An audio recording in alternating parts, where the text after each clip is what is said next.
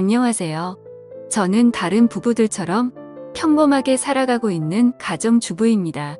얼마 전 겪었던 일에 대해서 사연을 적고 싶어서 이렇게 글을 적어요.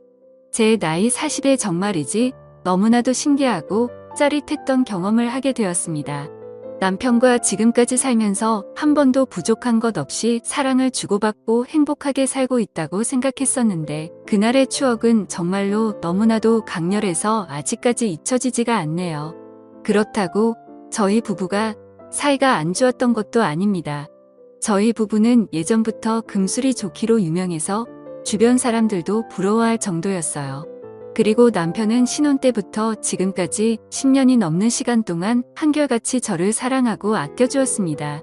저희 부부는 둘 다 여행을 참 좋아해서 결혼 생활하며 주말에 시간을 내어 전국 팔도 안 돌아다닌 곳이 없을 정도로 많이 다녔습니다. 그러다 저번 달에 남편이 산나물이 드시고 싶다고 해서 저희 부부는 산나물도 좀 캐고 겸사겸사 등산도 할 겸 지리산 나들이를 가게 되었던 거죠. 그날은 날씨도 좋았고 몇 년 전부터 시작한 팬데믹으로 인해 여행을 거의 못 다녔기 때문에 마음이 한참 들떴습니다.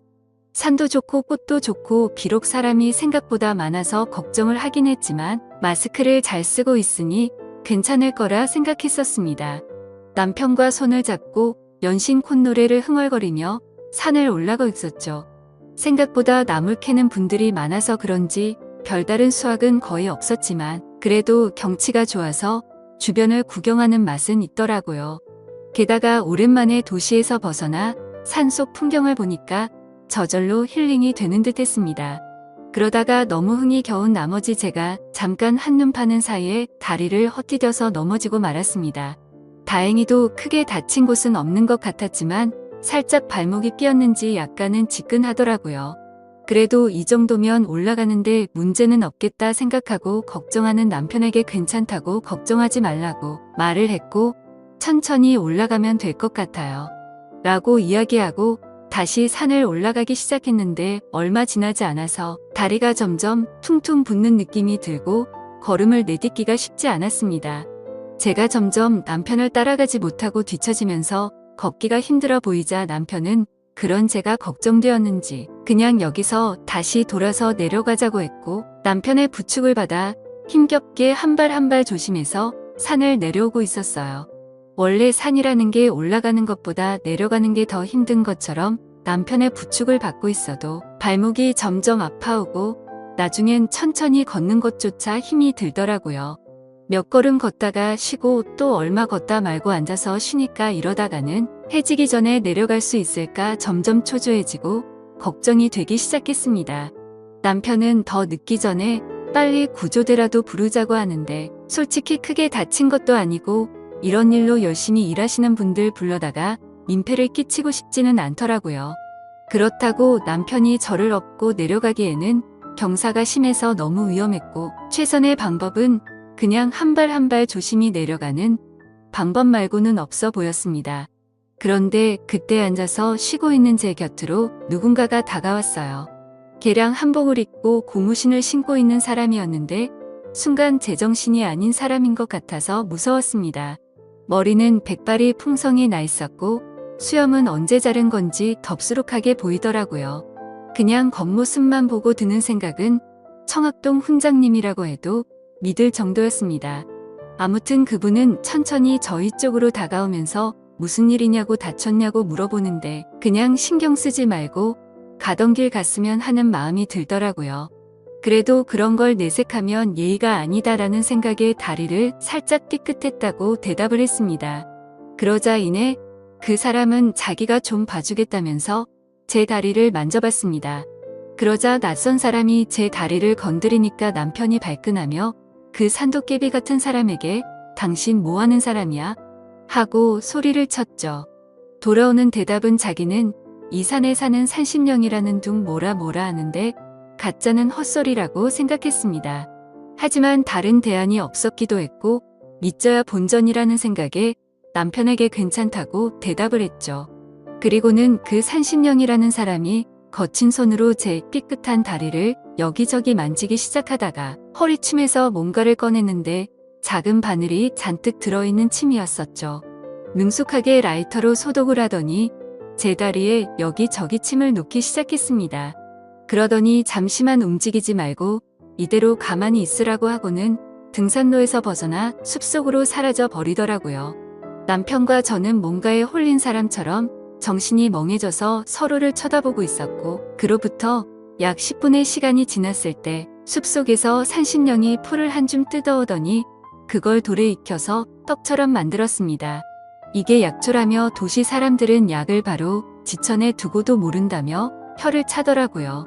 그리고 나서 제 목에 둘러져 있던 손수건을 뺏어서 약초를 제 발목에 붙이고 손수건을 묶어 고정해 주었습니다. 그리고는 남편에게 제 허벅지 쪽을 가리키면서 이곳을 주물러줘야 혈액순환이 되면서 약효가 빨리 돌아라고 말하더라고요. 그러면서 자신이 이 여자 몸에 손을 댈 수는 없으니 남편인 당신이 하라고 해서 남편은 얼떨떨한 표정으로 제 다리를 주무르기 시작했는데 산신령 아저씨가 옆에서 그게 아니라는 듯 못마땅한 표정을 짓더라고요. 결국 아휴 고참 나와봐 내가 할게. 사람이 뭐 이리 시원찮아 그렇게 말하고는 제 허벅지를 엄지손가락으로 꾹꾹 누르기 시작했는데 제가 마사지를 태국에서도 받아보고 진짜 잘한다고 소문이 났던 비싸고 좋다는 곳에서 받아보기도 했는데 그런 느낌은 살면서 처음 받아봤습니다. 진짜 머릿속 정수리 끝까지 짜릿해지는 기분이랄까요? 남편이 옆에 있어서 참으려고 했지만 입에서 비명이 터져 나오더라고요. 5분 정도의 짧은 마사지였지만 그 어느 때보다도 몸이 개운해졌습니다.